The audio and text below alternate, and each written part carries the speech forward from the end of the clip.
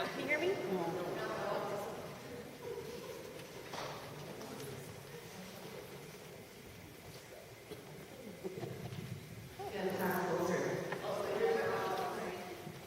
So thank you for coming. And I want to thank St. Joe's for having me. We have been members of St. Joe's for 8 years. So since we moved to Waconia about 8 years ago. My Gracie had her first communion here. My Ike is having his first communion later this year. My little Sully, he's 18 months old, he was baptized here. And this is the church as well that my husband was laid to rest. So we had his funeral here. So it's a very special church to me. And it's been a great community and a great community to be a part of. So I just want to, first of all, just say thank you.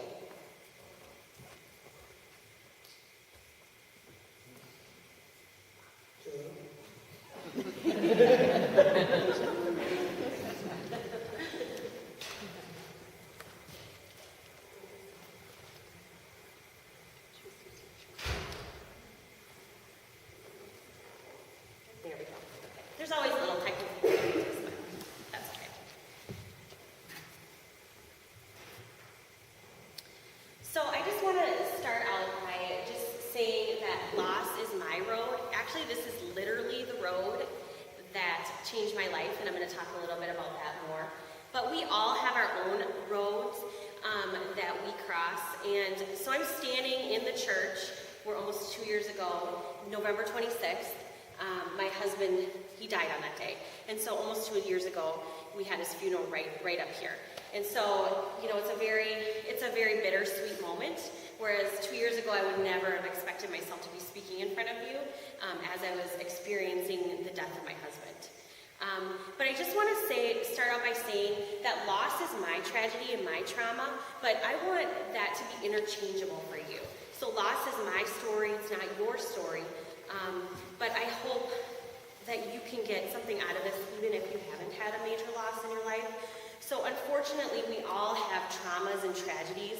You know, you can insert your word, chemical abuse, depression, loneliness, having a child, young or old that's struggling, friendship issues. I mean, unfortunately, that's the world that we live in, and that we are going to experience some kind of trauma or tragedy. So when I say the word loss, like I just said, insert your word, and hopefully you can get something out of it as well. Just because my story is the loss of my husband, I know that we all have our own stories. So my hope is that you have, my biggest hope and my hope, the reason that I'm doing these presentations, because some people might think, why would you want to talk about this? This is such a horrible thing, but my hope is that you don't feel alone. And if I can just touch one person's life and help them to not feel alone, then my mission is complete. So tonight I'm going to share with you how I made the choice just to have joy in my life despite the pain. And I just want to highlight the word that I said was choice. Because we choose to have joy and happiness. It doesn't just happen to us. We have to take action. And so I want to share what's worked for me. And I know that you have the power in you to choose joy as well. And I also want to note that it's a work in progress. We all have our days. Like now when I have to hold this microphone and change the slide. Okay, so let's first talk about me, the man, and the fam. And so I just want to start by saying that I think I coined the term, and you can ask some of my friends, if the widow laughs, you can laugh. So if you came here to hear a sad widow story of crying and so on and so forth, you came to the wrong place. Because if you can't laugh and find funny and humor in life, then what's life worth living then? And so I'm a big proponent of laughter and funny, and I bring a lot of laughter and funny into my story. So it's okay to laugh if I make a joke. So laughter has always been super important in my family growing up. So I'm just going to talk a little bit about me first so you can kind of get an inside scoop on why I am the way I am and why I'm presenting and so forth. But so to survive in my family, you had to be able to have a sense of humor. I had 2 older brothers who teased me unmercifully, and we still jab and tease each other to this day. And so when the going gets tough, we're always there for each other, and we're always laughing. And so early on, laughter has been a great coping skill in my life. And it's something that I really clung on to when I was going through the worst of the worst. I love laughing and I love making others laugh. It's my favorite. And so I'm a kind person might tell me you have a really joyful laugh. But in reality, I have a really loud, boisterous, annoying laugh. And so I have that laugh, and I work in a school. I'm a school counselor. But even when I was in high school, people would say to me, "Were you in the hallway during third block? Because I could hear you laughing." And I'm like, "Yeah, I was there." And Andy loved to tease me just about anything and everything. And so one day I got so sick of hearing him teasing me about my laugh, I told him, "Okay, fine. I'm changing my laugh for the day." So I laughed ridiculous all day, and he was begging for me to stop. And today it's one of my kids' favorite stories. And that's what I always want my kids to remember me by, that I like to laugh, I like to have fun, and life is short, but it's really sweet, and we can have really fun moments in it. And I just want to say, I talk a lot about laughter, and I never want to downplay grief. You don't just laugh and the pain goes away. That doesn't happen. But, because grief, and for me, it was heart-wrenching. It's crying on the bathroom floor. It's making noises you never thought you could possibly make. It's the kind of pain you would never wish on your worst enemy kind of pain. So in the end, the laughter doesn't make things go away, but it gives you that glimmer back in life, and it makes life worth living. And so that's why I think laughter does so many things for your body and for your soul. And so if you can find laughter daily, you should do it. I also love God. I grew up a cradle Catholic. I think that's the term, right? When you're born and raised Catholic. But I honestly don't think I had a true relationship with God until Andy died. Don't tell my mom that. She's at home babysitting. She always hates when I bring her into any writing or speaking too. But God and we went through a lot of battles. And when I mean battles, I mean I was battling him. Obviously, he never battled me. But there was a lot of screaming and yelling and shouting, and especially when those days that Andy was missing and I was at the lake. And but he never left my side. I mean, he probably dragged me around different places, like, okay, you got to get here, you got to go here. But he was with me, and I didn't know it then because I was so deep in the thick of my grief. But it's so clear to me now that he was with me and he never left my side. Okay, so before we talk about Andy, I just want to get caught up to speed. I'm an average lady who is a widow, who has an annoying laugh and loves God. So now we're gonna talk about Andy. Andy was seriously probably the funniest person I've ever met. And I tease now that maybe I could be the funny one because he's not here anymore. See, that's insert laugh by you guys. It's like a joke about death. But we met in one of the most romantic ways, and I'm going to share this story even though I'm in a church because Jesus already knows it, but we met at a keg party.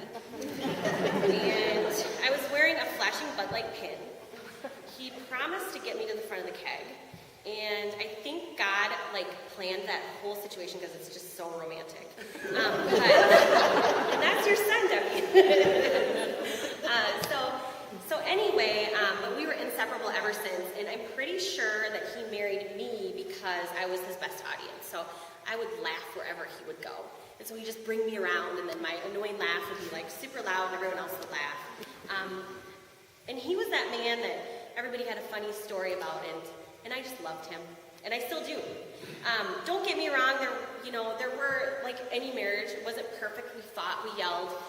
But there was always love and there was always laughter. And that was always such a huge component in my life. And it just so happened that value that I had was also a value that he had. And, even just kind of capture the moment of Andy, just for you to kind of know who he is, because I want everybody to know who he was.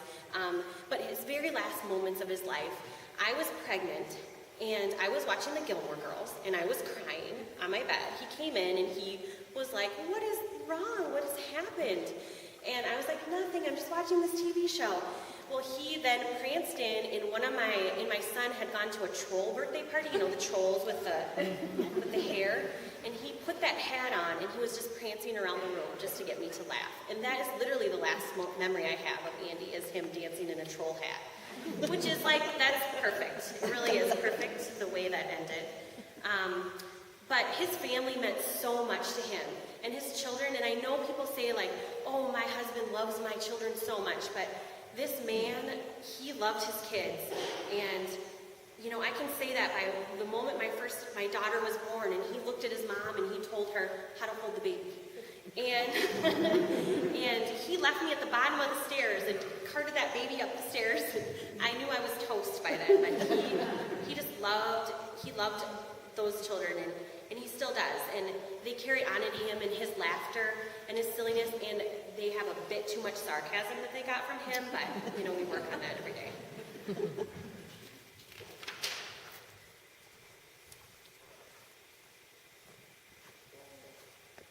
So my life changed in a blink of the eye, and I want to just, for some of you who don't know the whole story or have kind of forgotten, it's been 2 years, I would love to just show like the beginning of it. And I'm going to share with you just a quick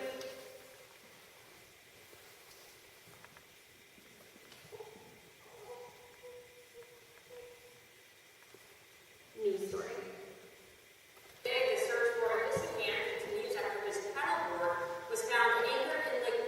The 35-year-old was reported missing by his family yesterday afternoon. Carolyn's Dylan Woodhouse is live with the latest on the search effort. Hi, Dylan.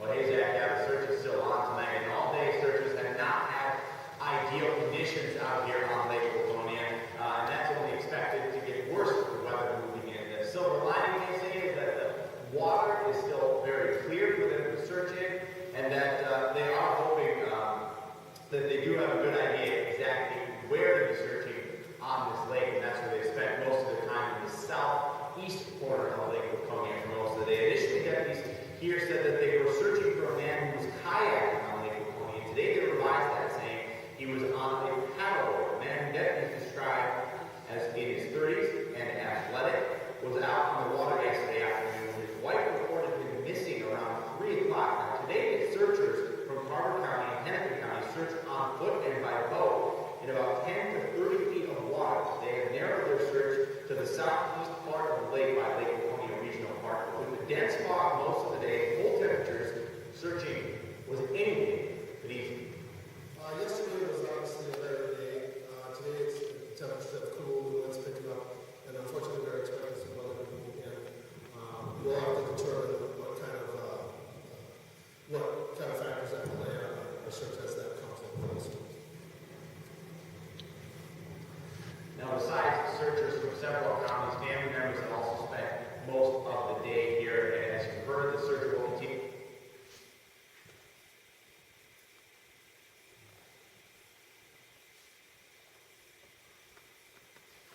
So that is just a little snapshot, and that was one of the first days that Nanny went missing, and so that carried on day after day after day for 3 weeks and 4 days. And so, like you said, the family members were there searching, and we were literally at the site every single day from morning to night. And so it just took one single day for my life to completely change. I was pregnant, I had 2 small children, and now I was living a life I didn't choose. And I felt trapped, I felt alone, I felt helpless. I'd lost my will to live, and I was pregnant. I didn't want to live this life. This wasn't the life that I dreamed of when I was a little girl. And the pain was so deep, and the hurt was so strong that it was almost unbearable I felt like a person to cope with. The road that I showed before was the exact road that I walked on. I was the one that found the empty paddleboard. So that was the road that I found the empty paddleboard. That was the road that I called 911. That was the road that I called family and collapsed, thinking of a life without Andy. So literally when I say that was my road, that was literally my road that changed my life. He was found on December 20th, 5 days before Christmas, by a fisherman, and his wake and funeral were held in this very location after Christmas. I do feel like the fisherman was a godsend. He dropped his camera on Andy's foot through the ice. And so I felt like, I was like, God, okay, great, this is enough. Like, let's find him now. Let's put our family at ease. And so I don't believe in coincidences anymore at all. I was living a nightmare. My worst dreams actualized. The anxiety was unbearable. I thought I knew what anxiety was before. I had no clue. I had to tell my kids twice that their dad had died, which was probably the most unbearable thing out of it all. So one might say, how do you find laughter in all of that? Well, it's a little challenging, not gonna lie. But laughter did creep in, and the power of its importance always shone through. And so I'll give you an example. The day of the funeral, I'm pregnant, I'm wearing the black dress, I'm coming down my driveway, I hit my head on the car, and I look in my car, and my kids are just rolling in laughter, seeing their mom with hitting her head on the windshield. And did that take away the pain of the funeral, the loss? It did not. But it gave a little bit of reprieve from the intense feelings that we were having. And we had a lot of laughter even through the searching. There was little moments that we think about and talk about to this day, like how intense and how crazy that situation was. And it's almost like the intense feelings just build up and you just have to release them. And I think laughter is a great way to do that.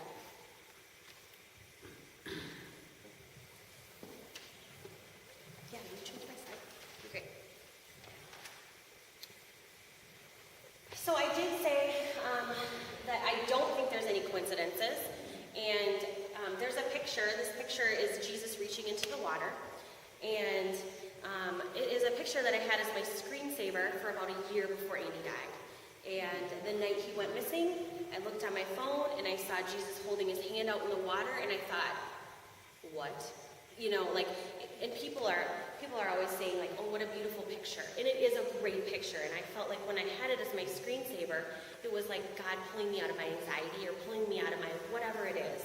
And I do feel like maybe it was a way God was preparing me and I didn't even know it. And I think he prepared me in so many different ways to help me to get through this loss. We say it's a very a pretty powerful term that we use in our widower community is moving forward. And I just want you to take a look at those little ones. And I know it's, you know, to some it might feel strange or taking a picture at a graveyard, but for us, that's where we go. That's where we see Daddy. And this was taken on Annie's birthday. And we made little decorations to bring up to his grave site. And we took pictures, Ike's in shorts. And, but the bottom picture shows you their laughing, happy, smiling faces as we talk about Andy and some of the funny things. And then the top picture shows that, yes, we move forward, but we still cry, we still sob, and we still are sad. As Ike is taking a moment just to talk to his daddy on his own. And really, my little Ike, he blows this whole presentation out of the water by just one thing that he has said to me. And he, you know, early on when Andy was missing and after the funeral, he looked at me and he, with his little 6-year-old smile, and said, "Mom, I have a really great life, except Dad died." And I said, "Yes, honey, you do have a great life.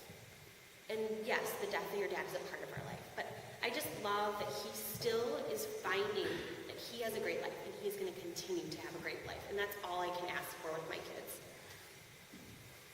So I went to a widow group this summer, and she put up this slideshow, or this timeline, and I just loved it. And so I just wanted to share it with you. And it's the stages of grief, and this is my experience. But I also want to, I'm really tech savvy, see that little X I put up there? I really want to emphasize that grief is interchangeable, and all the things that we go through don't always look so perfect. They look like this, and this is like me on a daily basis. I have a cute computer bag that's filled with Frito crumbs for my children. I had to hold a messy baby before. So there's no right way, and there's no perfect path to happiness.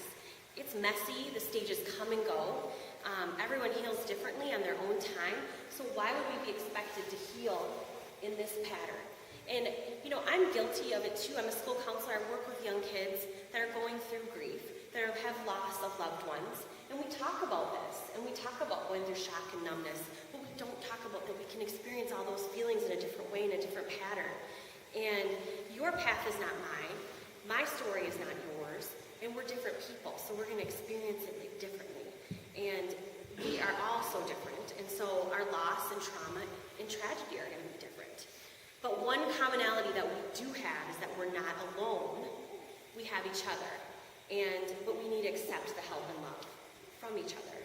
And we grieve, and this is where the moving forward, not on, comes. We grieve because we loved, and our love is never going to stop. So we can't move on. We only can move forward. And so most commonly, this is my days. And I'm a single mom with a full-time job. I wrote a book. I have a blog. And there are some of those days when I feel like God's telling me, okay, you got to do this, this, and this. And I'm like, how about a quick nap and a snack first? Come on, Lord. I can only do so much in a day. So the big questions are, how in the heck am I here? And even when I'm watching that news story, I think to myself, it's almost like I'm standing outside my body and I'm like, that happened to me. And it sometimes doesn't feel real, or it doesn't feel like Andy existed. And sometimes it feels like an eternity ago, and then sometimes it feels like yesterday. So it's a very strange, surreal feeling. But the biggest reason that I'm here is God. And I couldn't have done it without him. And so that's why it's so wonderful to be able to speak in my church and talk about it. And faith is just very important to me. There was times when all I had was God. And all I could whisper to him was, help me, help me, help me. And he knew that's all I could do, you know. And I didn't even know what I needed help with at the time. There's a podcast, not a podcast, but a priest, Father Larry Richards, and he does a great job. If you're ever interested in listening to him, I would recommend him. But he talks about how daily we need to go to Jesus and lay our heads on his chest, and with every heartbeat we hear, I love you, I love you, I love you. And that gave me more peace than I'd ever felt. And since Andy had been missing. And so those are the moments that I started having a deeper relationship with Jesus, and only then my anger started to disappear. And the pain started to subside. I let go of my anger, and I had to, because anger is not who I am. I'm optimistic. I like laughing. I like having fun. And I was turning angry and bitter. And I felt that every day. And I did not want that for my children. I did not want that for other people that I interacted with. I just didn't want that for myself, to be angry and bitter all the time. And when I let that go, when I came to the realization that he did not choose this for me, that Andy had free will. And Andy was out doing something that he loved. He loved paddleboarding. He loved taking pictures. He was out doing that. He made the choice to go do that. And that's when I had to let go of some of that anger. And I had to have my fiat moment. And I didn't come up with it myself. I'm, like I said, single mom, 3 kids. I don't philosophize on the odd days. But Gabriel said it to Mary when he came down from heaven and told her that she was going to